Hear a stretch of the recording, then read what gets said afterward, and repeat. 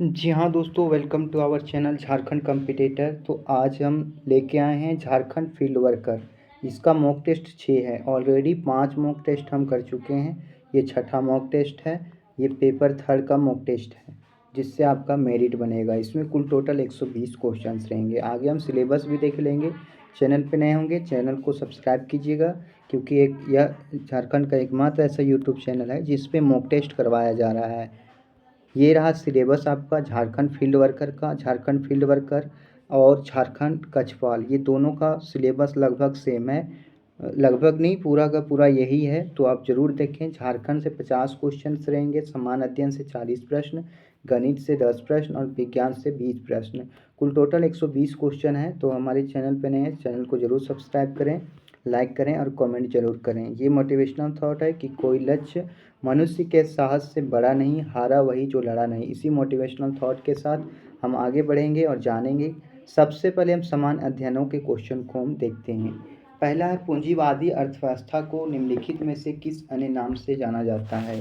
सार्वजनिक बाजार अर्थव्यवस्था, मिश्रित अर्थव्यवस्था, समाजवादी अर्थव्यवस्था। तो ये बाजार अर्थव्यवस्था कहलाता है। क्या कहलाता है? पूंजीवादी अर्थव्यवस्था, बाजार अर्थव्यवस्था कहलाता है। नेक्स्ट क्वेश्चन देखेंगे, question number 2। I am HIV positive so what पुस्तक के लेखक कौन है? नील Mukherjee, Jayant Kalita, Vishwa Swarup, Mohanty Bhatnagar. I am HIV positive so what पुस्तक के लेखक कौन है? ये क्वेश्चन पूछा गया और इसके जो लेखक हैं वो हैं जयंत कलिता। कौन है? जयंत कलिता। ये काफ़ी इंपॉर्टेंट क्वेश्चन है। अब देखते हैं थर्ड नंबर क्वेश्चन। ब्राह्मी लिपि लिखी जाती है, ब्राह्मी लिपि लिखी जाती है बाईं से दाईं और दाईं से बाईं और या तो उपरोक्त दोनों ओर। तो ये लिखी जाती है ब्राह्मी लिपि किधर से किधर लिखी जाती है, ये पूछा गया है। तो बाईं से दाईं ओर लिखी जाती है, बाईं से दाईं ओर लिखी जाती है। अगला चौथा नंबर क्वेश्चन देखेंगे। नेक्स्ट क्वेश्चन देखेंगे, क्वेश्चन नंबर 4 क्या रहे? तोमर राजपूत द्वारा बनाया गया किला राज पिथोरिया कहाँ है? ग्वालियर में, आगरा में, नई दिल्ली में, अगरतला में। तो ये जो है तोमर राजपूत द्वारा जो बनाया गया है पिथोरिया, वो कहाँ पे है? तो ये है नई दिल्ली में। कहाँ है? नई दिल्ली में। नेक्स्ट क्वेश्चन, तुवालू की राजधानी है? कोडोर, फुनाफुटी, पापीते, पिलीकोर। बता दें कि आपका एक राजधानी से क्वेश्चन फिक्स से पूछेगा, तो आप ज़रूर पढ़ के रखें। तो तुवालू की राजधानी फुनाफुटी है, तुवालू की राजधानी फुनाफुटी है। नेक्स्ट क्वेश्चन, निम्नलिखित में से कौन सी कृति रविन्द्रनाथ टैगोर की नहीं है? चित्रा, कपाल Kundla, the court dancer, Chitrangada. तो कौन सा जो है कपाल कुंडला पुस्तक नहीं है? तो सॉरी, कपाल कुंडला जो है ये पुस्तक के लेखक बंकिम चंद्र चट्टोपाध्याय हैं। कौन है ये? बंकिम चंद्र चट्टोपाध्याय लिखे हैं। जबकि सारा कृति, ये तीनों कृति जो है ये बी और डी, ये रविन्द्रनाथ टैगोर का है।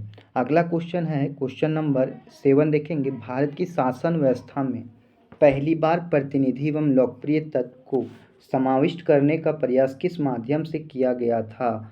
तो किस माध्यम से किया गया था? 1861 का भारत परिषद अधिनियम, 1892 का भारत परिषद अधिनियम, 1909 का भारतीय परिषद अधिनियम और 1919 का भारत सरकार अधिनियम। तो किस अधिनियम के तहत किया गया था? 1892 का भारत परिषद अधिनियम के तहत जो है इसमें जो है प्रतिनिधि एवं लोकप्रिय तत्व को समाविष्ट करने का प्रयास किया गया था। अगला क्वेश्चन देखेंगे, क्वेश्चन नंबर 8 क्या कह रहा है? भारतीय संविधान सभा गठित करने का आधार क्या था?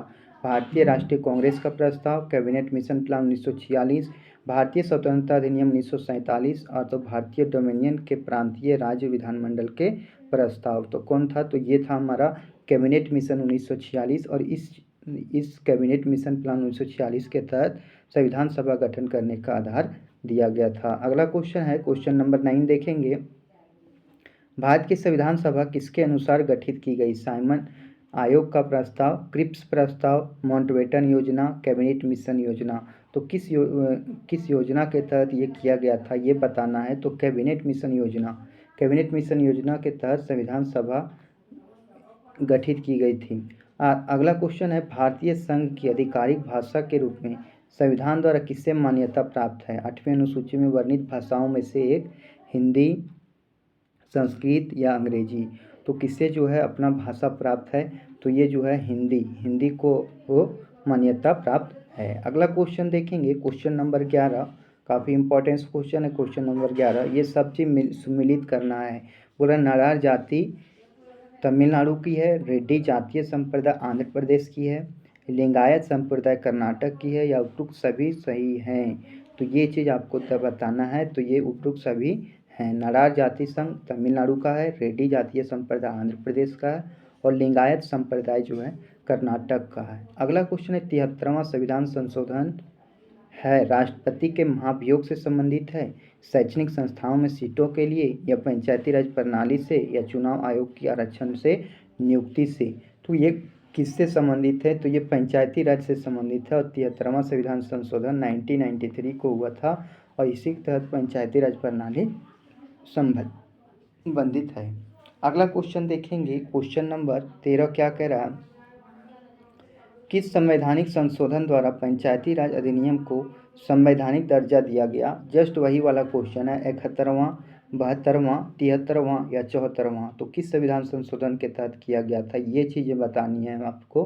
तो ये जो हो जाएगा, ये हो जाएगा 73वां संविधान संशोधन। 73वां संविधान संशोधन के द्वारा पंचायती राज व्यवस्था को लागू किया गया था, और ये हुआ था 1993 में। ये भी डेट को आप याद रखेंगे। भारत में बेरोजगारी के आंकड़े एकत्रित एवं प्रकाशित किए जाते हैं योजना आयोग द्वारा, वित्त आयोग द्वारा, NSSO द्वारा और UNO द्वारा। तो NSSO द्वारा जारी किया जाता है। किसके द्वारा जारी किया जाता है? NSSO द्वारा जारी किया जाता है। नेशनल सैंपल सर्वे ऑफिस बोलते हैं इसको। और इसकी स्थापना, NSSO की स्थापना भी कभी कभी पूछता है, तो इसका स्थापना 1950 में हुआ था। कब हुआ था? 1950 में हुआ था। अगला नेक्स्ट क्वेश्चन देखेंगे, क्वेश्चन नंबर 15 क्या बोल रहा है?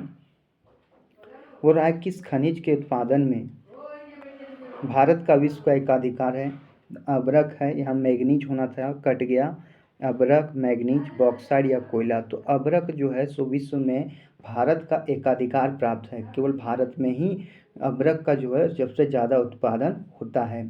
अगला क्वेश्चन देखेंगे, question number 16 number question, Bharat में कृषि क्षेत्र के GDP का कितना प्रतिशत भाग कृषि शोध पर व्यय किया जाता है?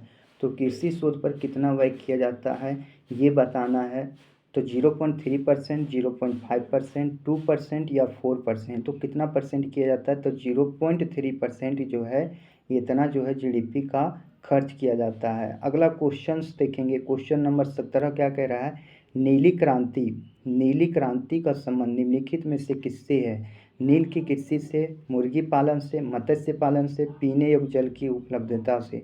तो ये जो है नीली क्रांति किससे संबंधित है?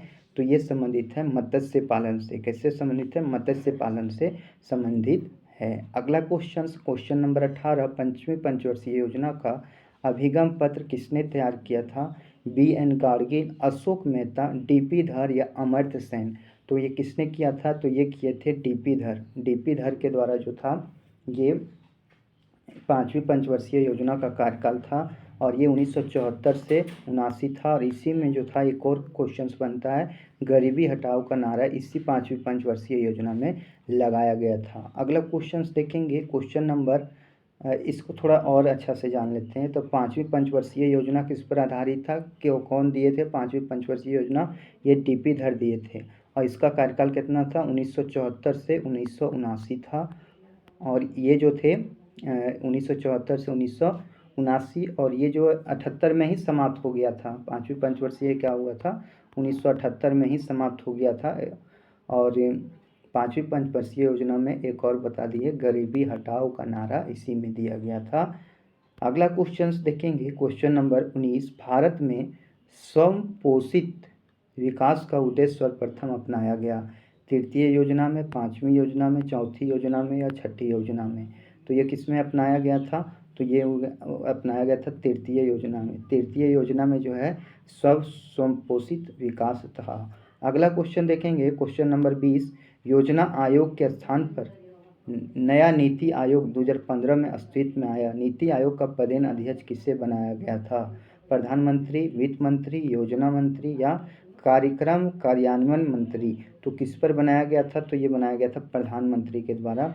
और ये बता दें कि योजना आयोग से नीति आयोग कब आया था? तो 1 जनवरी 2015 को आया था। योजना आयोग से नीति आयोग 1 जनवरी 2015 को आया हुआ था। था। अगला क्वेश्चन देखेंगे, क्वेश्चन नंबर 21 क्या कह रहा है, निम्नलिखित में से किसे नवगठित नीति आयोग का प्रथम उपाध्यक्ष बनाया गया था। राजीव महर्षि, बहुत बार ये क्वेश्चन पूछा गया है। अरविंद मायाराम, अरविंद पनगड़िया, एस मुंदड़ा। तो अरविंद पनगड़िया जो थे, इसी द्वारा प्रथम उपाध्यक्ष बनाया गया था। भारत का वह राज्य जिससे होकर कर्क रेखा गुजरती है, जम्मू कश्मीर, हिमाचल प्रदेश, बिहार या झारखंड। तो झारखंड से होकर गुजरती है। वो कितने राज्यों से होकर गुजरती है, ये भी क्वेश्चन पूछा है। तो 8 राज्यों से होकर गुजरती है। वो 8 राज्य भी जान लीजिए, गुजरात हो गया, राजस्थान हो गया, उसके बाद आ जाएगा मध्य प्रदेश, MP जिसको बोलेंगे, उसके बाद छत्तीसगढ़, उसके बाद आ जाएगा छत्तीसगढ़ के बाद झारखंड, वेस्ट बंगाल, और उसके बाद मध्य प्रदेश, त्रिपुरा और मिजोरम। तो ये चीज़ आप याद रखेंगे सीरियल वाइज कौन कौन सा राज्य है। नेक्स्ट क्वेश्चन देखेंगे, क्वेश्चन नंबर 23 क्या कह रहा है, अरावली एवं विंध्य श्रृंखलाओं के मध्य कौन सा पठार स्थित है। तो ये कौन सा पठार स्थित है, मालवा का पठार, छोटा नागपुर का पठार, दक्कन का पठार या प्रायद्वीपीय पठार। तो कौन सा पठार है जो अरावली और विंध्य श्रृंखलाओं के मध्य है। तो ये जो है सो किसके है, मालवा का पठार मध्य स्थित कौन है, मालवा का पठार। भारत में अति सघन वनों का स्वार्थिक क्षेत्र जिस राज्य में पाया जाता है वह है अरुणाचल प्रदेश, मध्य प्रदेश, महाराष्ट्र या उड़ीसा। तो कौन सा है, तो ये है हमारा अरुणाचल प्रदेश, जो सघन वनों का सर्वाधिक क्षेत्रफल पाया जाता है। नेक्स्ट क्वेश्चन है, क्वेश्चन नंबर 25 देखते हैं, पारिस्थितिक संतुलन बनाए रखने के लिए न्यूनतम वन आवरण का अनिवार्य है संपूर्ण भूमि का 25%, संपूर्ण भूमि का 50%, संपूर्ण भूमि का 40%, संपूर्ण भूमि का 33%। तो संपूर्ण भूमि जितना है उसका 33% वन जो है यहाँ पे हमें उपलब्ध होना चाहिए, ताकि जो है पर्यावरण के लिए अनुकूल हो। अगला क्वेश्चन है, भारत का सबसे बड़ा मूंगफली उत्पादक राज्य कौन सा है, आंध्र प्रदेश, तमिलनाडु, गुजरात या महाराष्ट्र। तो वो राज्य है हमारा गुजरात। गुजरात जो है मूंगफली में उत्पादक में सबसे बड़ा राज्य है। अगला क्वेश्चन देखेंगे, एक थोड़ा सा यहाँ आंध्र प्रदेश आ गया। ये आंध्र प्रदेश में जो है यहाँ पे लाल मिर्च ज़्यादा होता है, क्या होता है, लाल मिर्च ज़्यादा होता है। अब महाराष्ट्र का एक नासिक है, महाराष्ट्र का नासिक जो है पुणे में है, यहाँ पे प्याज ज़्यादा होता है, ये चीज़ ध्यान रखेंगे। अगला, भारत का सबसे बड़ा सोयाबीन उत्पादक राज्य है, महाराष्ट्र है, मध्य प्रदेश है, राजस्थान है या उत्तर प्रदेश है। तो मध्य प्रदेश में जो है, मध्य प्रदेश को सोया प्रदेश भी कहा जाता है। उत्तर प्रदेश में देखा जाए तो गन्ना का उत्पादन सबसे ज़्यादा होता है, और राजस्थान में देखा जाए तो ग्वार गोंद बोलते हैं, इसका उत्पादन यहाँ ज़्यादा होता है। महाराष्ट्र के नासिक में बोले, नासिक में प्याज की जो है, प्याज का उत्पादन सबसे ज़्यादा होता है। ये चीज़ें आप ध्यान रखेंगे और चीज़ों को इसी तरह पढ़ते चलेंगे। नेक्स्ट क्वेश्चन देखेंगे, क्वेश्चन नंबर 28 क्या कह रहा है, भील जनजाति मुख्य रूप से निवास करती है राजस्थान में, गुजरात में, मध्य प्रदेश में, तीनों के सीमावर्ती क्षेत्रों में। तो कहाँ निवास करती है, तो तीनों के सीमावर्ती राज्य क्षेत्रों में जो है भील जनजाति निवास करती है। अगला है, कन्फ्यूशियस का वास्तविक चीनी नाम था लाओश्री, वू वांग, कुंग फू या मेंगसरू। तो क्या नाम था कन्फ्यूशियस का वास्तविक चीनी नाम, क्या था ये बताना है। तो ये था हमारा कुंगफू था, क्या था, कुंगफू था कन्फ्यूशियस का वास्तविक चीनी नाम। अगला, निम्नलिखित में से कौन सुमेलित नहीं है, भारतनाट्यम तमिलनाडु में है, कथकली कर्नाटक ये भी ठीक है, उड़ीसी में उड़ीसा ठीक है, कुचिपुड़ी आंध्र प्रदेश ये भी ठीक है। यानी लग रहा है भारतनाट्यम तमिलनाडु, इससे बोला कौन सा सुमेलित नहीं है, तो कथकली केरल होना चाहिए था। ठीक है, कथकली क्या होना चाहिए था, केरल, यानी यही ऑप्शन जो है सही है। कथकली कहाँ होता है, केरल में, कर्नाटक ये जो है गलत दिया है। अगला क्वेश्चन देखेंगे, भारत में सकल घरेलू उत्पाद जिसको हम लोग इंग्लिश में GDP बोलते हैं, कृषि एवं उससे संबंधित प्रक्षेत्र का अंश है 22%, 80%, 33% या 15%। तो इसका जो है कितना प्रतिशत है ये देखना है। तो ये जो हो जाएगा हमारा, ये करेंट अफेयर से रिलेटेड है, तो ये 22%, कितना है, 22% है। अगला देखेंगे, क्वेश्चन नंबर 32। नेक्स्ट क्वेश्चन देखते हैं, क्वेश्चन नंबर 32 क्या बोला जा रहा है, पांचवी पंचवर्षीय योजना का मूल उद्देश्य था गरीबी हटाओ, सार्वजनिक वितरण प्रणाली में सुधार, समावेशी विकास, उपवर्जी विकास। तो इसका मुख्य उद्देश्य क्या था पांचवी पंचवर्षीय योजना का, हमने बताया था आपको, ये था हमारा गरीबी हटाओ। क्या था? गरीबी हटाओ का नारा लगा था पांचवी पंचवर्षीय योजना में, और यही जो था आजकल चलता आ रहा है, लेकिन आज तक भारत में गरीबी नहीं हटी है। अगला क्वेश्चन, कौन सी पंचवर्षीय योजना केवल 4 वर्ष की थी? तीसरी, चौथी, पाँचवीं या सातवीं? तो कौन सी पंचवर्षीय योजना केवल 5 वर्ष की थी? 4 वर्ष की थी। तो पाँचवीं पंचवर्षीय योजना केवल क्या थी? 4 वर्ष की थी। और इसका जो कार्यकाल था पाँचवीं पंचवर्षीय योजना का, ये 1974 से लेकर 1979 के बीच था, लेकिन 1978 में ही कंप्लीट हो जाता है और मोरारजी देसाई की सरकार आ जाती है। अगला है, पाँचवीं पंचवर्षीय योजना के 2 मुख्य उद्देश्यों में एक निर्धनता निवारण था, जबकि दूसरा का मुख्य उद्देश्य क्या था? उसमें 2 उद्देश्य थे, जिसमें पहला था गरीबी हटा और दूसरा था क्या, ये बताना है। तो पहला ऑप्शन है स्थिरता के साथ विकास, आत्मनिर्भरता की प्राप्ति, विकास के लाभों का समान वितरण, आय व संपत्ति का समान वितरण। तो इसमें जो था ये था आत्मनिर्भरता की प्राप्ति, मतलब जब गरीबी हटेगा तो क्या होगा, लोग आत्मनिर्भर होंगे, ये उद्देश्य था। अगला क्वेश्चन देखेंगे, क्वेश्चन नंबर 35, 10वीं पंचवर्षीय योजना। देखिए पंचवर्षीय योजना आप इसे पूर्ण रूप से देख लीजिएगा। पंचवर्षीय योजना काफ़ी इंपॉर्टेंस है, क्योंकि इससे देखा जाए तो हर एक सेट में क्वेश्चन आ रहा है। देश की राजधानी से, सब देश का जो राजधानी है वो आप देख लीजिएगा। ये 2 चीज़ें जो है काफ़ी इंपॉर्टेंट्स है, और ये धीरे धीरे चीज़ें जो है हमें जानकारी में आती जाएंगी, और इससे जब लगाते हैं तो ये सब सारी चीज़ें हमें पता चलते जाती है। अगला क्वेश्चन है, 10वीं पंचवर्षीय योजना की अवधि थी 2000 से 2005, 2001 से 2006, 2002 से 2007, 2003 से 2008। तो 10वीं पंचवर्षीय योजना का कार्यकाल क्या था? 2002 से 2007 था, 2002 से 2007 था। अगला क्वेश्चन है क्वेश्चन नंबर 36, भारत के शहरों को गंदी बस्ती रहित बनाने के लिए कौन सी योजना शुरू की गई है? जवाहरलाल नेहरू राष्ट्रीय शहरी नवीकरण मिशन, भारत निर्माण, राजीव आवास योजना और इंदिरा आवास योजना। तो कौन सी योजना चालू की गई थी गंदी बस्ती रहित बनाने के लिए, मतलब जो गंदा शहर हो गया है उसे पूर्ण रूप से अच्छा बनाने के लिए कौन सा योजना चलाया गया था? तो ये योजना था राजीव आवास योजना। राजीव क्या था? आवास योजना। और ये 2009 में चला था। कब चला था? 2009 में चला था। उसमें राजीव गांधी चलाया गया था, और उस समय हमारे देश के प्रधानमंत्री डॉक्टर मनमोहन सिंह थे।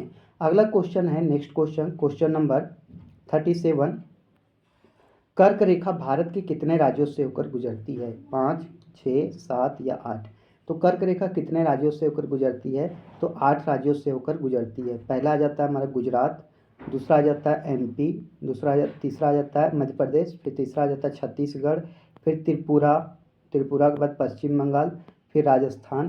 तो ये चीज़ें आप याद रखेंगे, काफ़ी इंपॉर्टेंट क्वेश्चन है। अगला क्वेश्चन, हैदराबाद का जुड़वा नगर है निजामाबाद, सिकंदराबाद, आसिफाबाद, आदिलाबाद। तो सिकंदराबाद है। क्या है? हैदराबाद का जुड़वा नगर सिकंदराबाद है। भारत लंबे रेशे के कपास का आयात मुख्यतः कहाँ से करता है? मिस्र व सूडान से, संयुक्त राज्य अमेरिका से, पाकिस्तान से, इनमें से सभी से। तो कहाँ से करता है? तो ये करता है, ये सारी जगहों से, पाकिस्तान से भी लाता है, अमेरिका से भी लाता है, और मिस्र व सूडान से भी कपास का आयात करता है। अगला क्वेश्चन देखेंगे, क्वेश्चन नंबर 40 क्या कह रहा है? स्थानीय निकायों के चुनाव को कौन संपन्न कराता है? जो स्थानीय निकाय के चुनाव होते हैं ये किस अनुच्छेद के अंतर्गत आते हैं? ये भी बहुत बार क्वेश्चन पूछा गया है, और ये पूछा गया है कि ये कौन कराता है? भारत का निर्वाचन आयोग, राज्य निर्वाचन आयोग, स्थानीय निर्वाचन अधिकारी और मुख्य निर्वाचन अधिकारी। तो कौन कराता है? तो राज्य निर्वाचन आयोग कराता है। कौन कराता है? राज्य निर्वाचन आयोग कराता है। और ये अनुच्छेद किसके तहत है? 243 का जेड, 243 का के और 243 का जेड, ये 243 का जेड, ये 2 अनुच्छेद आप ध्यान रखेंगे। जहाँ भी आ जाए स्थानीय निकायों का चुनाव, तो ये राज्य निर्वाचन आयोग तो 243 के और 243 जेड, और ये चीज़ें आप ध्यान रखेंगे। अगला क्वेश्चन देखेंगे। अब ये 40 क्वेश्चन जो हमने कराया ये हमारा झारखंड के सामान्य ज्ञान सॉरी ये जनरल नॉलेज से था। अब हम जो क्वेश्चंस कराएंगे वो हम झारखंड से संबंधित 50 क्वेश्चंस करवाएंगे। अब आगे झारखंड वाले क्वेश्चंस को देखेंगे। ये 50 क्वेश्चंस रहेंगे आपके झारखंड से। पहला क्वेश्चन है, सविनय अवज्ञा आंदोलन के दौरान कहाँ पर पेड़ काटकर लोगों ने सरकार की नीतियों का विरोध किया था? झारखंड में जब सविनय अवज्ञा आंदोलन जब तूल पकड़ रहा था, तो वहाँ पे कहाँ पे इस तरह का विरोध चल रहा था कि पेड़ काटकर लोगों ने सरकार के नीतियों का विरोध किया था। पहला ऑप्शन है रांची, दूसरा चक्रधरपुर, तीसरा हजारीबाग, चौथा गिरिडीह। तो इसका क्या हो जाएगा, तो ये हो जाएगा हमारा चक्रधरपुर। चक्रधरपुर जो है सरकार की नीतियों का विरोध इस तरह किए थे कि पेड़ को काटकर लोगों ने सरकार की नीतियों का विरोध किया था। झारखंड में किस जनजाति को खाद्य संग्राहक के रूप में जाना जाता है? बिरहोर, बंजारा, बिरजिया, इनमें से कोई नहीं। तो क्या किसके नाम से जाना जाता है? तो ये बिरहोर जो थे ये खाद्य संग्राहक के रूप में जाने जाते हैं। अगला क्वेश्चन देखेंगे, क्वेश्चन नंबर 43 क्या कह रहा है? 43 है, झारखंड में पाई जाने वाली जलवायु की प्रकृति क्या है? अति उष्ण मानसूनी, आर्द्र, अति आर्द्र। तो ये क्या चीज़ है? तो ये हमारा है उष्ण मानसूनी जो है झारखंड की जलवायु की प्रकृति है। अगला क्वेश्चन देखेंगे, क्वेश्चन नंबर 44, 1897 के विद्रोह के पूर्व छोटा नागपुर क्षेत्र में हुए 3 सुसंगठित विद्रोहों में निम्न में से कौन सा विद्रोह शामिल नहीं था? कोल विद्रोह, भूमिज विद्रोह, संथाल विद्रोह या हो विद्रोह। तो कौन सा जो विद्रोह था शामिल नहीं था? तो हो विद्रोह शामिल नहीं था। जबकि 1857 में कोल विद्रोह, भूमिज विद्रोह और संथाल विद्रोह ये तीनों सुसंगठित होकर ये विद्रोह को किए थे। अगला है राज्य विधानसभा का गठन संविधान के किस अनुच्छेद के तहत किया जाता है? राज्य जो विधानसभा जो हमारी बनती है उसका गठन किस तरह किया जाता है, ये हमें पूछा गया है। तो अनुच्छेद 166, अनुच्छेद 167, अनुच्छेद 170, अनुच्छेद 169। तो राज्य विधानसभा का गठन जो है ये अनुच्छेद 170 के तहत किया जाता है। 166 अगला देखते हैं क्वेश्चन नंबर 46 क्या कह रहा है? छोटा नागपुर खास में निम्न में से कौन सा वर्तमान जिला शामिल नहीं था? पलामू था, रांची था, लोहरदगा था, गुमला था। कौन सा जो था छोटा नागपुर खास में शामिल नहीं है, ये क्वेश्चन पूछा गया था। पलामू नहीं है, पलामू जो है छोटा नागपुर खास में वर्तमान जिला में शामिल नहीं है। रांची, खूंटी, गुमला, सिमडेगा, लोहरदगा जिले किस डिवीजन के अंतर्गत आते हैं? संथाल परगना, दक्षिणी छोटा नागपुर, उत्तरी छोटा नागपुर या पलामू। तो ये दक्षिणी छोटा नागपुर के अंतर्गत आते हैं। किसके अंतर्गत आते हैं? दक्षिणी छोटा नागपुर के अंतर्गत आते हैं। नेक्स्ट क्वेश्चन देखेंगे, क्वेश्चन नंबर 48, वह कौन सी जनजाति है जो केवल झारखंड में ही पाई जाती है? कौन सा जनजाति है जो केवल झारखंड में ही पाया जाता है? संथाल हो गया, मुंडा हो गया, हो गया, असुर हो गया। तो मुंडा जनजाति क्या हो गया? मुंडा जनजाति जो है केवल झारखंड में पाई जाती है। अगला क्वेश्चन नंबर 49 क्या कह रहा है? राज्य में धन विधेयक विधानमंडल के किसी भी सदन में प्रस्तुत किया जाता है, केवल विधानसभा में प्रस्तुत किया जा सकता है, केवल विधान परिषद में प्रस्तुत किया जाता है, इनमें से कोई नहीं। ये क्वेश्चन पूछा गया है कि राज्य में धन विधेयक कहाँ पर पेश किया जाता है? तो 49 का जगह केवल विधानसभा में प्रस्तुत किया जा सकता है, केवल विधानसभा में प्रस्तुत किया जा सकता है। और यदि बोला जाए राज्यसभा या लोकसभा में तो धन विधेयक कहाँ पेश किया जाता है? तो लोकसभा में। कहाँ पेश किया जाता है? लोकसभा में। अगला क्वेश्चन देखेंगे, क्वेश्चन नंबर 50 क्या कह रहा है? झारखंड के पठारी क्षेत्रों से प्राप्त लघु पाषाण उपकरणों को किस नाम से जाना जाता है? पैलियोलिथिक, नियोलिथिक, माइक्रोलिथिक या इनमें से कोई नहीं। तो किस नाम से जाना जाता है? माइक्रोलिथिक। क्या कहा जाता है? माइक्रोलिथिक। अगला रांची नगर निगम की स्थापना की गई थी। रांची नगर निगम की स्थापना की गई थी 15 अगस्त 1947, 15 सितंबर 1950, 26 जनवरी 1952, 15 सितंबर 1979। 15 सितंबर 1979 को जो है रांची नगर निगम की स्थापना की गई थी। अगला क्वेश्चन देखेंगे, क्वेश्चन नंबर 52, झारखंड में सर्वाधिक चूना पत्थर की प्राप्ति किस जिले में होती है? रांची, हजारीबाग, धनबाद, ए और बी। तो ये और बी, यहाँ से हमें क्या प्राप्त होता है? तो ये हमें प्राप्त होता है रांची से और हजारीबाग से चूना पत्थर की प्राप्ति की जाती है। अगला क्वेश्चन से हो गया, क्वेश्चन नंबर 53 क्या कह रहा है? आगे देखते हैं 53 नंबर क्वेश्चंस क्या बोला जा रहा है। झारखंड में प्राप्त होने वाले लोह अयस्क मुख्यतः निम्न में से किस श्रेणी से संबंधित है? हेमेटाइट, सीडेराइट, लिमोनाइट या मैग्नेटाइट। तो किस श्रेणी से संबंधित हैं? तो ये हेमेटाइट से संबंधित है। जो ये लोह अयस्क है वो हेमेटाइट से संबंधित है। अगला, पारसनाथ पर्वत पर जैनों के अतिरिक्त प्रदेश के एक जनजातीय समुदाय को भी तीर्थ स्थल है। निम्न में से उस जनजातीय समुदाय की पहचान करें। संथाल, मुंडा, कोरवा या बिरहोर। तो ये कौन सा आ जाएगा? तो ये आ जाएगा संथाल, जो पारसनाथ पर्वत पर जैनों के अतिरिक्त जो है ये जनजातीय तीर्थस्थल समुदाय का भी तीर्थ स्थल है। अगला क्वेश्चन देखेंगे, क्वेश्चन नंबर 55। निम्न में से कौन बेमेल है? कौन बेमेल है? सरहुल, खद्दी, बाप परब, छऊ। तो देखिए इसमें से कौन सा अलग है ये पूछा गया, तो छऊ। छऊ एक प्रकार का नृत्य है, जबकि बाप परब, सरहुल और खद्दी क्या है? एक प्रकार का त्यौहार है। इस तरह से आपको बेमेल करना आना चाहिए, ये चीज़ों को जानना चाहिए। अगला क्वेश्चन है, नेक्स्ट क्वेश्चन, रथ यात्रा मेला का आयोजन किस महीने में होता है? जेठ में, आषाढ़ में, सावन में या भादों में? तो ये जो है रथ यात्रा का आयोजन कब होता है? तो ये होता है हमारा आषाढ़ में। कब होता है? आषाढ़ में होता है। सावन आने के एक महीना पहले अभी जो है रथ यात्रा जो है आपका चालू हो जाएगा। अगला क्वेश्चन है, कर्मा पर्व किस दिन मनाया जाता है? चैत महीने के शुक्ल पक्ष की तृतीया को, भादो महीने के शुक्ल पक्ष की एकादशी को, माघ महीने की पूर्णिमा को या फागुन महीने की पूर्णिमा को? तो जो कर्मा पर्व जो होता है किस दिन मनाया जाता है, ये क्वेश्चन पूछा गया है। तो कर्मा पर्व भादो माह के शुक्ल पक्ष की एकादशी को मनाया जाता है। अगला क्वेश्चन देखेंगे, क्वेश्चन नंबर 58, सचिवालय के संबंध में कौन सा कथन सत्य है? यह राज्य प्रशासन का प्रधान केंद्रीय प्रशासनिक निकाय है। झारखंड का प्रशासनिक मुख्यालय रांची स्थित सचिवालय में है। झारखंड का सचिवालय 3 भाग प्रोजेक्ट भवन, नेपाल हाउस और आर्डरे हाउस में बटा है, उपयुक्त सभी। तो बोला कौन सा कथन सही है, ये क्वेश्चन पूछा गया है। तो ये हो जाएगा हमारा उपयुक्त सभी। राज्य का प्रशासन का प्रधान केंद्रीय प्रशासनिक निकाय है। झारखंड का प्रशासनिक मुख्यालय रांची स्थित सचिवालय में है। झारखंड का सचिवालय 3 भागों प्रोजेक्ट भवन, नेपाल हाउस और आर्डरे हाउस में बटा हुआ है। नेक्स्ट क्वेश्चन देखेंगे, क्वेश्चन नंबर 59। झारखंड में राष्ट्रीय राजमार्ग की कुल लंबाई कितनी है? 3184 किलोमीटर, 1600 किलोमीटर, 1859.16 किलोमीटर, 1985.25 किलोमीटर। तो ये जो है इसकी लंबाई कितनी है? तो 3184 किलोमीटर है। कितना है? 3184 किलोमीटर। अगला रथ यात्रा मेला से संबंधित मंदिर है जगन्नाथ मंदिर, बैद्यनाथ मंदिर, छिन्नमस्तिका मंदिर, उग्रतारा मंदिर। तो ये जो है इसका आ जाएगा हमारा जगन्नाथ मंदिर। रथ यात्रा मेला से संबंधित मंदिर कौन है? जगन्नाथ मंदिर।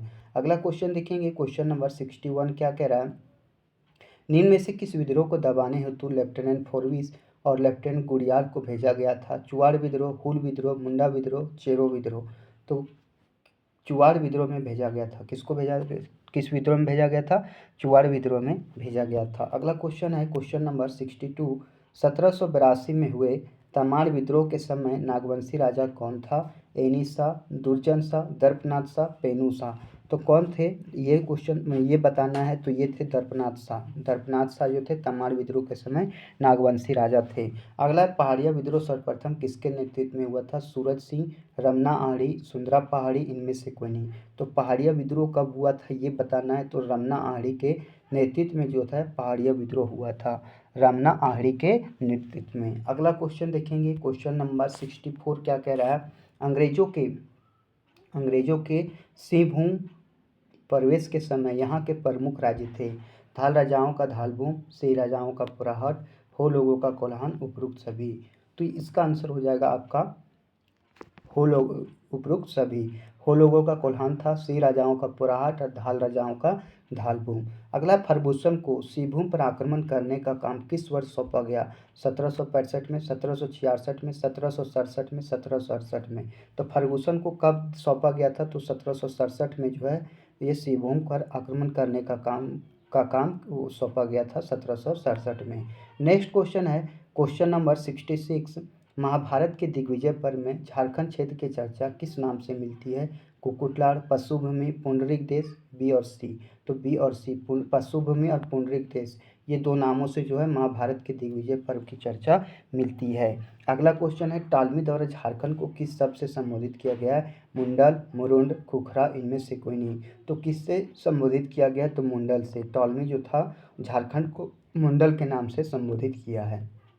आगे देखेंगे, क्वेश्चन नंबर 68 क्या कह रहा है? क्वेश्चन नंबर 68, फाहियान द्वारा झारखंड की चर्चा किस नाम से की गई है? फाहियान जो थे वह झारखंड की चर्चा किस नाम से करते हैं, ये चीज़ें बतानी है। तो कुकरा, नीलांजल, कुकुटलाड़, मुंडरिक। तो कुकुटलाड़ के नाम से फाहियान द्वारा झारखंड की चर्चा की गई है। पैन साग द्वारा झारखंड के लिए किस शब्द का प्रयोग किया गया है? केलिन देश, किलो नासु फालाना, जंगम देश या कुकरा, तो किस नाम से संबोधित किए थे वैंसा, तो किलोनासु फालाना से संबंधित किए थे, किलोनासा फालाना।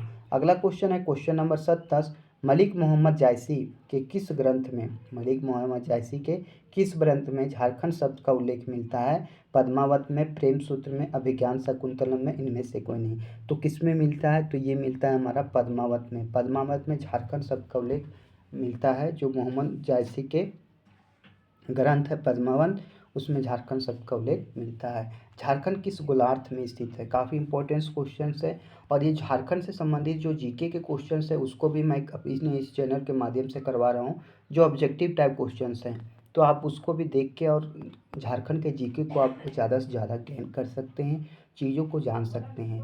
आप देख सकते हैं मेरे कितने क्वेश्चन झारखंड के सही हो रहे हैं। तो ये हो गया झारखंड किस गोलार्ध में है, पूर्व में, पश्चिम में, उत्तर में, दक्षिण में। तो किस गोलार्ध में स्थित है, तो ये उत्तर में गोलार्ध है, उत्तरी गोलार्ध में स्थित है। नेक्स्ट क्वेश्चन देखेंगे क्वेश्चन नंबर 22। क्वेश्चन नंबर 22 बोल रहा है निम्न में से कौन सा कथन सत्य है, सीतागढ़ पार हजारीबाग से 6ठी शताब्दी से निर्मित एक बौद्ध मठ के अवशेष प्राप्त हुए हैं। चीनी यात्री फायर ने भी इस बौद्ध विहार का उल्लेख किया है और विनोबा भावे विश्वविद्यालय हजारीबाग के प्रतीक चिन्ह को यहाँ से अष्टदल की ही अनुकृति मिली है, उपरोक्त सभी। तो उपरोक्त सभी हो जाएगा, क्या हो जाएगा, उपरोक्त सभी, यानी सारे ऑप्शन जो हैं हमारे सही हैं। नेक्स्ट क्वेश्चन देखेंगे क्वेश्चन नंबर 73, निम्न में से किस स्थल में से प्रागैतिहासिक काल के दुर्लभ शैलचित्र एवं प्राकृतिक गुफाएं प्राप्त हुई है, भवनाथपुर गढ़वा से, बरवाड़ी लातेहार, घाटशिला पश्चिमी पूर्वी सिंहभूम, और इनमें से कोई नहीं। तो कहाँ से प्राप्त हुआ है, तो भवनाथपुर गढ़वा से प्राप्त हुआ है। कहाँ से प्राप्त हुआ है, भवनाथपुर गढ़वा से। कुंडे रियासत किस जिले में अवस्थित है, गुमला में, सिमडेगा में, खूंटी में या हजारीबाग में। तो कुंडे रियासत कहाँ स्थित है ये बताना है, तो हजारीबाग में। कहाँ स्थित है, हजारीबाग जिला में अवस्थित है। नेक्स्ट क्वेश्चन है क्वेश्चन नंबर 75, क्या कह रहा है, नागवंशी राज्य की स्थापना किस शताब्दी में की गई थी, प्रथम, द्वितीय, तृतीय या चतुर्थ। तो नागवंशी राज्य की स्थापना किस शताब्दी में की गई थी ये बताना है, तो प्रथम शताब्दी में की गई थी नागवंशी राज्य की स्थापना। अगला क्वेश्चन है क्वेश्चन नंबर 76, निम्न में से कौन सा कथन असत्य है, झारखंड में मुंडा पहान के अतिरिक्त महतो भंडारी आदि की प्रथा गुप्तकालीन व्यवस्था की ही देन है। दूसरा, हजारीबाग के महुदी पहाड़ में पत्थरों को काटकर बनाए गए 4 मंदिर संभवतः गुप्तकाल के ही हैं। सतगांव में दर्जनों मंदिर के अवशेष हैं जो सभी उत्तर काल के हैं। चंद्रगुप्त वन द्वारा बनाए गए मंदिर के अवशेष पलामू में मिले हैं। बोल रहा कौन सा जो है ऑप्शन जो है गलत है ये बताना है, तो ये हो जाएगा हमारा D number question, Chandragupta one द्वारा बनाया गया मंदिर के अवशेष पलामू में है, यही ऑप्शन गलत है, बाकी बस सारे जो हैं सही हैं। अगला क्वेश्चन है क्वेश्चन नंबर 27, झारखंड में बीपीएल परिवारों को 5 रुपये में भरपेट भोजन उपलब्ध कराने हेतु मुख्यमंत्री दाल भात योजना की शुरुआत की गई। यह योजना किस तिथि को प्रारंभ की गई थी, 26 जनवरी 2010, 15 अगस्त 2010, 15 नवंबर 2011, 15 अगस्त 2011। तो कब लागू किया गया था, तो 15 अगस्त 2011 को। कब किया गया था, 15 अगस्त 2011 को जो है ये जो है मुख्यमंत्री दाल भात योजना की शुरुआत की गई थी। अगला क्वेश्चन है क्वेश्चन नंबर 28, क्या कह रहा है, क्वेश्चन नंबर 28 है कोल्हुआ पहाड़ के संदर्भ में कौन सा कथन असत्य है। यहाँ पर कुछ जैन तीर्थकारों की मूर्तियाँ स्थापित हैं। दूसरा, यहाँ पर 7वीं शताब्दी की बौद्ध मूर्तियाँ भी हैं। यहाँ पर दिगंबर जैन का विशाल मंदिर है। यहाँ पर भगवान महावीर का निवारण प्राप्त हुआ था। तो ये यहाँ भगवान महावीर का निवारण प्राप्त हुआ था, ये क्वेश्चन गलत है और बाकी वह सारे ऑप्शन सही हैं। अगला क्वेश्चन है कोठेश्वर का स्तूप कहाँ स्थित है, बरही हजारीबाग, बेनी सागर पश्चिमी सिंहभूम, इटखोरी चतरा, कतरास धनबाद। तो ये चारों ऑप्शन में आपको कहाँ से कौन सा होगा, तो ये होगा इटखोरी चतरा। इटखोरी चतरा में कोठेश्वर का स्तूप है। अशोक के शिलालेख 13 में झारखंड क्षेत्र की चर्चा किस नाम से की गई है, अटावी, कर्कखंड, अखंड, अखड़ा भूमि, इनमें से कोई नहीं। तो किससे किया गया है, तो ये किया गया है हमारा अटावी, अटावी के नाम से किया गया है शिलालेख 13 में झारखंड क्षेत्र का चर्चा। अगला क्वेश्चन है क्वेश्चन नंबर 81, झारखंड क्षेत्र में बौद्ध धर्म के प्रचार हेतु अशोक ने एक धर्म अधिकारी भेजा जिसका नाम था नागसेन, राहुल, संघमित्रा या रक्षित। तो क्या नाम था? तो ये रक्षित नाम था। क्या नाम था? बौद्ध धर्म के प्रचार हेतु अशोक ने धर्म अधिकारी भेजा था जिसका नाम था रक्षित। सारे क्वेश्चंस इंपॉर्टेंट्स हैं, आपके एग्जाम में आने वाले हैं तो नए हैं। यदि हमसे आप कुछ भी सीख पाए हैं तो एक बात कहूँगा कि चैनल को सब्सक्राइब कर लीजिए और ऐसे ही कंटेंट जो है आपके सामने लगातार इस चैनल पर आता रहेगा और ये प्यार हमें ज़रूर दीजिए। अगला क्वेश्चन है, निम्न में से किस वंश के समय मुस्लिम सेनाओं की छावनियाँ झारखंड की सीमाओं पर कायम किए गए थे? गुलाम वंश, खिलजी वंश, तुगलक वंश, लोधी वंश। तो किस वंश में किया गया था? तो ये किया था गुलाम वंश में। गुलाम वंश में छावनियों की सीमाओं को कायम किया गया था। अगला क्वेश्चन है क्वेश्चन नंबर 83, शेर शाह ने बंगाल पर अधिकार के क्रम में झारखंड के किस रास्ते का उपयोग किया था? तेलियागढ़ी, बगोदर, सरिया या बरही। तो किसका उपयोग किया गया था? तो ये किया गया था तेलियागढ़ी का। किस रास्ते का उपयोग किया गया था? तेलियागढ़ी का। अगला 1644 ईस्वी में संधि के अनुसार किस चेरो राजा को मुगलों की मनसबदारी दी गई थी? प्रताप राय, सब्बल राय, दरिया राय, तेज राय। तो किसका जो है मुगलों के मनसबदारी दी गई थी? तो ये हो जाएगा प्रताप राय। प्रताप राय को मुगलों की मनसबदारी दी गई थी। अगला क्वेश्चन है क्वेश्चन नंबर 85, भोसले परिवार द्वारा शासित नागपुर से छोटा नागपुर का संबंध बताने का इतिहासकार है? Walter Hamilton, J.H. Hewitt, John Marshall, इनमें से कोई नहीं। तो ये क्या हो जाएगा? 85 का हो जाएगा मेरा B number, J.H. Hewitt. J.H. Hewitt जो थे भोसले परिवार द्वारा नागपुर से छोटा नागपुर का संबंध बताने का इतिहासकार J.H. हेविट को है। अगला है झारखंड राज्य का अक्षांशीय विस्तार कितना है? तो झारखंड राज्य का अक्षांशीय विस्तार देखिए बहुत सारा चीज़ है, इसे आप याद रखिएगा मोबाइल के रूप में। 21, 58, 10 से 25, 19, 15, 25, 19, 15 उत्तरी अक्षांश, ये अक्षांशीय विस्तार है। अगला क्वेश्चन से देखेंगे क्वेश्चन नंबर 87 क्या कह रहा है? घाटशिला पर अंग्रेजों का कब्जा कब हुआ था? घाटशिला पर अंग्रेजों का कब्जा कब किया गया था? तो 22 मार्च 1767 को हुआ था। घाटशिला के महल पर अंग्रेजों का कब्जा 22 मार्च 1767 को हुआ था। अगला क्वेश्चन देखेंगे क्वेश्चन नंबर 87 क्या बोला जा रहा है? झारखंड का पठार प्रायद्वीपीय पठार के किस भाग में अवस्थित है? तो उत्तर पश्चिम, दक्षिण पश्चिम, दक्षिण पूर्व या उत्तर पूर्व। तो किस ओर स्थित है? तो ये हमारा स्थित है उत्तर पूर्व की ओर स्थित है। उत्तर पूर्व की ओर स्थित है। अगला क्वेश्चन है 89 नंबर क्वेश्चन, निम्न में से किसे धाल भूमि का राजा बनाने के पश्चात धाल विद्रोह शांत हुआ था? तो अर्जुन ढाल, जगन्नाथ ढाल, सुब्बल ढाल, इनमें से कोई नहीं। तो जगन्नाथ ढाल था। कौन थे? जगन्नाथ ढाल थे। अगला क्वेश्चन देखेंगे क्वेश्चन नंबर 90 क्या कह रहा है? झारखंड की जलवायु को प्रभावित करने वाले कारक नहीं हैं।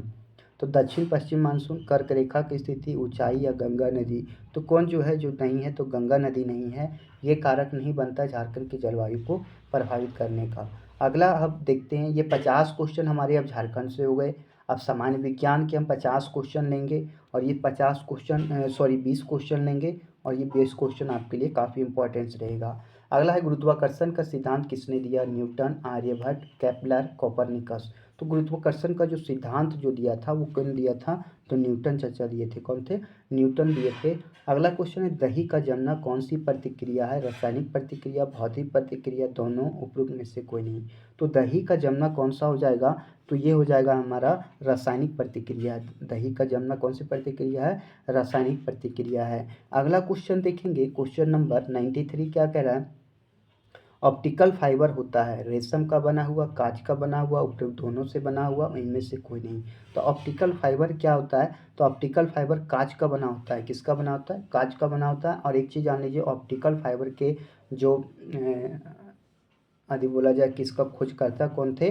तो ये राजेंद्रन करके थे।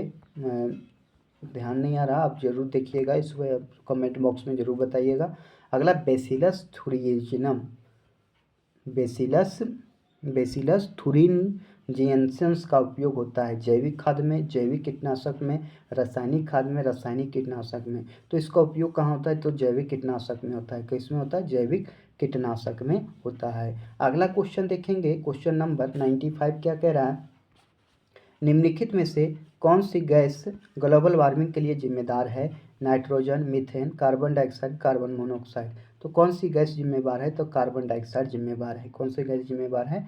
कार्बन डाइऑक्साइड जिम्मेवार है। अगला क्वेश्चन देखते हैं, क्वेश्चन नंबर 96। जून 2013 की केदार घाटी की आपदा जिस नदी के जलागम क्षेत्र में भीषण वर्षा के कारण हुई थी वह नदी कौन सी थी? तो वह नदी कौन सी थी आपको जरूर देना जवाब। तो अलकनंदा थी, भागीरथी थी, और दो नदियों का नाम इधर दिया गया है, अलकनंदा, भागीरथी और यमुना, मंदाकिनी। तो वो नदी कौन थी? मंदाकिनी थी। कौन सी नदी थी? मंदाकिनी थी। बता दें कि यदि आप झारखंड को स्ट्रॉन्ग करना चाहते हैं या तो झारखंड की कोई भी चीज़ों की तैयारी करना चाहते हैं जो JSSC द्वारा कराया जाता है या JPSC द्वारा कराया जाता है, जैसे फील्ड वर्कर का भी एग्जाम होने वाला है, झारखंड पुलिस आएगी, वनरक्षी आएगी, दरोगा आएगा, CGL आएगा, पंचायत सचिव का एग्जाम है, और भी झारखंड के अदर एग्जाम। तो झारखंड को यदि आप अच्छे तरीके से पढ़ना चाहते हैं या तो पढ़ लिए हैं तो ऑब्जेक्टिव क्वेश्चन का सीरीज चल रहा है, तो आप हमसे आके जुड़ें और इसका एक प्रॉपर जो है प्रीवियस ईयर के क्वेश्चनों को करवा रहा हूँ, तो हमसे आके जुड़ें इस चैनल के माध्यम से। चैनल को लाइक करें, शेयर करें और सब्सक्राइब करें, क्योंकि आपका एक लाइक और शेयर हमें काफ़ी मोटिवेट करेगा। चलिए देखते हैं आगे क्वेश्चन, समय बहुत कम गवाते हैं। तो अगला क्वेश्चन है, भोपाल गैस त्रासदी निम्नलिखित में से किसके रिसाव के कारण हुई है? Methyl isocyanate, carbon monoxide, nitric oxide, sulphur dioxide. तो ये जो है भोपाल गैस त्रासदी किसे हुई थी? ये मिथाइल आइसोसाइनेट के रिसाव के कारण हुआ था। अगला क्वेश्चन है, बायोगैस का मुख्य घटक है, हाइड्रोजन है, मीथेन है, ब्यूटेन है, एसिटिलीन है। तो बायोगैस का मुख्य घटक कौन सा है?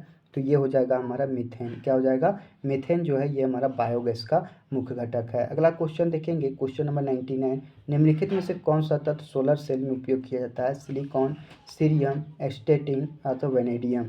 तो किसका उपयोग किया जाता है? तो ये उपयोग किया जाता है सिलिकॉन का। सिलिकॉन का उपयोग किया जाता है सोलर सेल में। अगला क्वेश्चन देखेंगे, क्वेश्चन नंबर 100 क्या कह रहा है?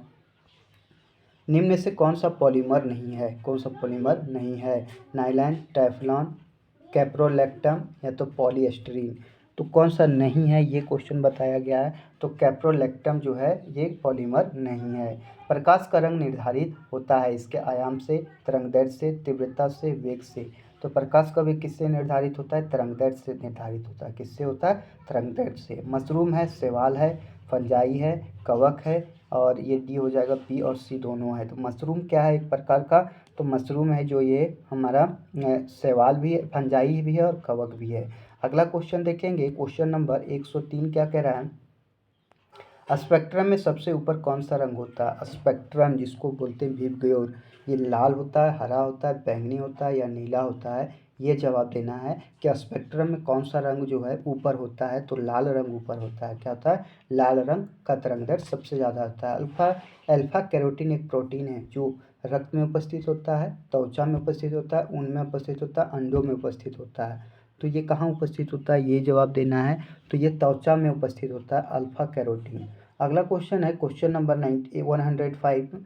मानव शरीर में विटामिन ए कहाँ संचित रहता है? यकृत में, अमाशय में, तिल्ली में या फिर उदर में? मानव शरीर में विटामिन ए कहाँ संचित रहता है? तो ये यकृत में संचित रहता है। कहाँ संचित रहता है? यकृत में। अगला क्वेश्चन, किस सिद्धांत पर जेट इंजन कार्य करता है? रैखिक संवेग संरक्षण, कोणीय संवेग संरक्षण, ऊर्जा संरक्षण, द्रव्यमान संरक्षण। तो कहाँ हो जाएगा? ये हो जाएगा रैखिक संवेग संरक्षण। रैखिक संवेग संरक्षण। अगला क्वेश्चन है, क्वेश्चन नंबर 107। निम्नलिखित में से किस तत्व की कमी को पूरा करने के लिए कीटभक्षी पौधे कीटों को पकड़ते तथा उनका भक्षण करते हैं? मैग्नीज, नाइट्रोजन, मैग्नीशियम या सल्फर। तो किसका उपयोग करते हैं? तो ये करते हैं नाइट्रोजन का उपयोग करते हैं अपने अपने कीट तत्व की कमी के लिए, नाइट्रोजन तत्व की कमी के कारण ऐसा करते हैं। अगला क्वेश्चन है, क्वेश्चन नंबर 108।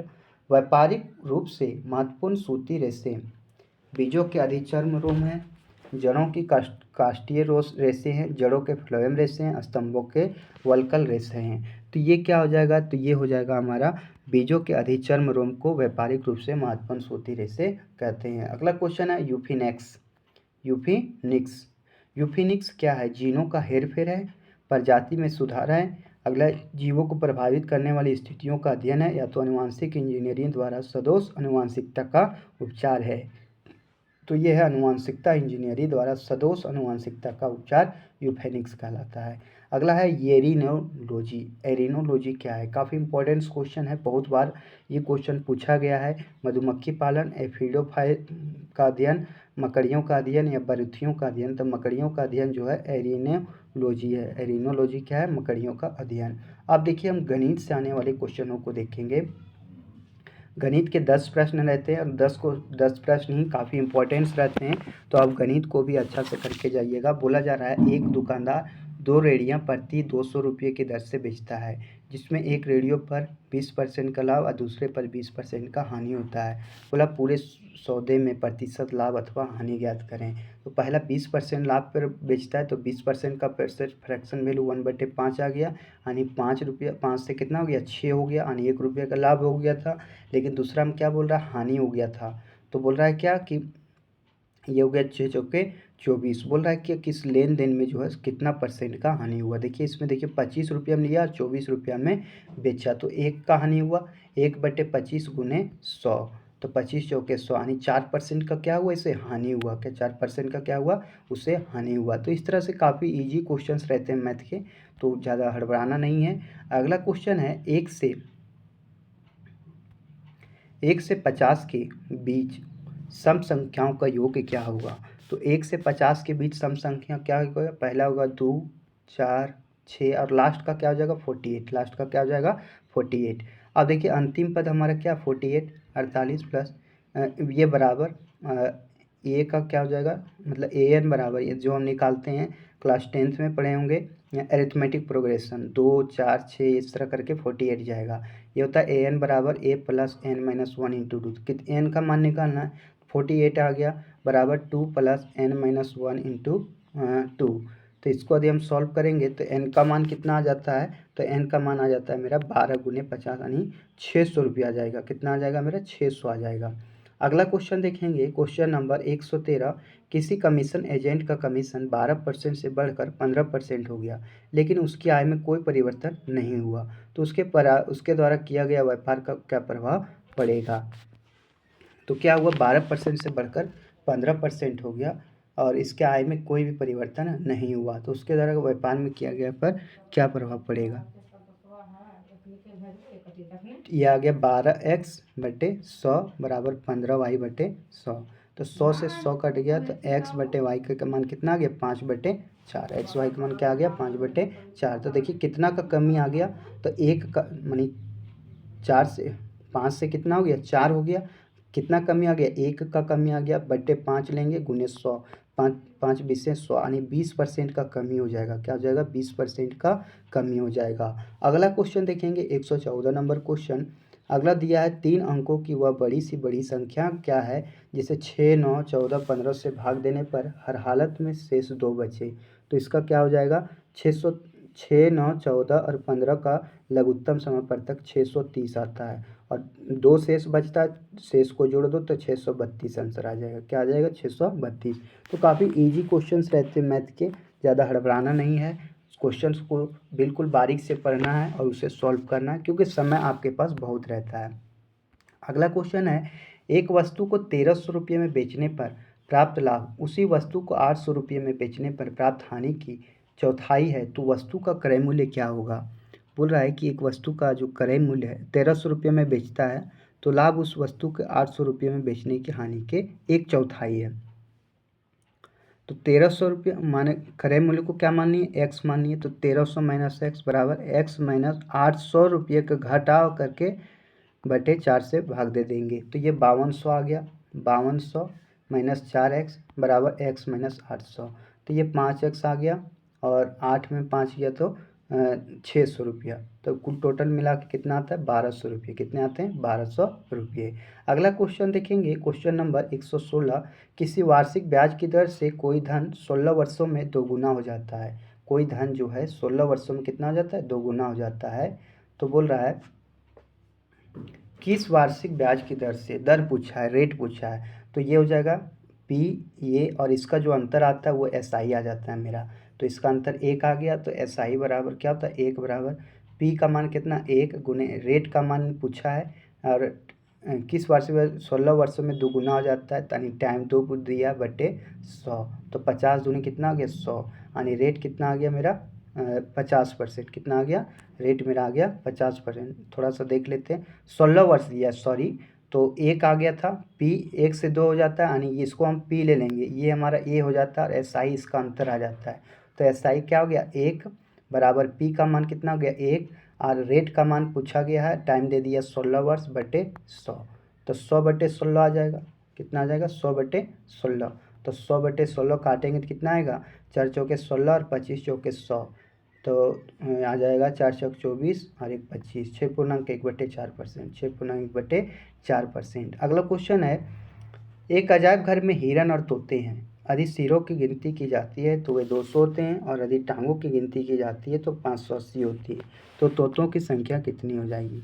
तो तोतों की संख्या कितनी हो जाएगी, तो 4 पैर वाले, तो जितना पैर है तो 580 पैर है, तो 580 बटे 2 माइनस, और सिर कितना है 200, बराबर कितना आ गया 90।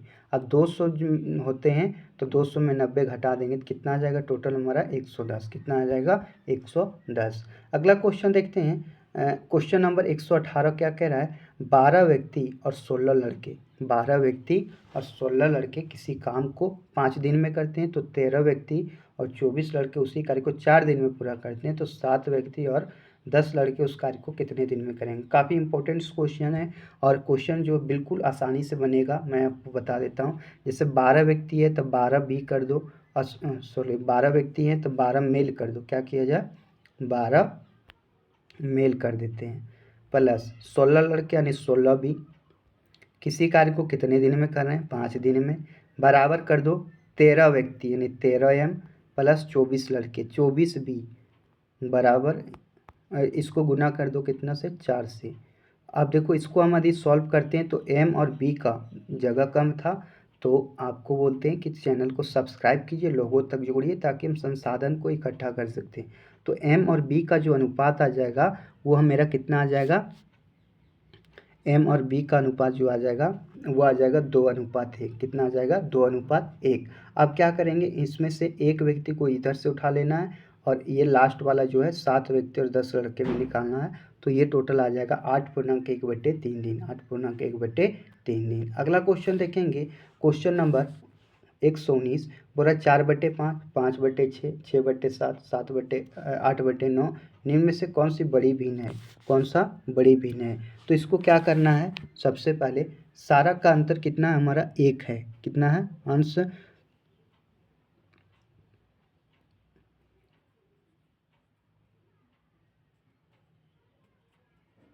देखिए ये दोनों का क्या है अंतर सेम है। जब अंतर सेम रहता है तो जिसका अंश और हर बड़ा है वही बड़ा होता है, जिसका अंश और हर बड़ा रहेगा वही बड़ा रहेगा। जैसे देखिए चारों ऑप्शन में 8 और 9 जो है ये सबसे बड़ा अंश और हर है, तो ये हमारा आ जाएगा 8/9। तो ये है हमारा 119 नंबर क्वेश्चन। और लास्ट क्वेश्चन देखते हैं, क्वेश्चन नंबर 120, यदि व्यंजक 2x³ - px² plus x plus Q के गुणक x+1 और x-2 हैं, तो बोल रहा क्यू का मान क्या होगा, तो एक्स का मान क्या आ जाएगा -1 और एक्स का मान 2 आ जाएगा। तो ये दोनों का मान बैठाना और पी का और क्यू का मान देख लेना है। तो पी का मान 7 आता है और क्यू का मान 10 आता है, पी का मान 7 और क्यू का मान 10। तो ये थे हमारे टोटल 120 क्वेश्चन मैंने किया। आपके कितने क्वेश्चन सही हुए आप कमेंट बॉक्स में ज़रूर बताएं। कोई भी कमेंट बॉक्स में कमेंट नहीं करते हैं, आप कमेंट करें और बताएं कि कितने क्वेश्चन आपके सही हुए। और मैं आपको बता दूं कि कोई भी लक्ष्य मनुष्य के साहस से बड़ा नहीं, हारा वही जो लड़ा नहीं। तो लड़ना होगा यहाँ 120 क्वेश्चन में, 120 क्वेश्चन पेपर 3 के और 100 क्वेश्चन आपके पेपर 2 से लड़ना होगा, और अपने आप को वहाँ तक निखार के लाना होगा। बहुत बहुत धन्यवाद यहाँ तक आए हैं तो। और आपको मैं बता दूं चैनल पे नए हैं, हमसे आप कुछ सीख पाए हैं तो चैनल को ज़रूर लाइक करके जाएं, सब्सक्राइब करके जाएं, और बहुत अच्छा प्यार मिल रहा है। बहुत बहुत धन्यवाद। जय हिंद, जय भारत, जय झारखंड, जोहार झारखंड।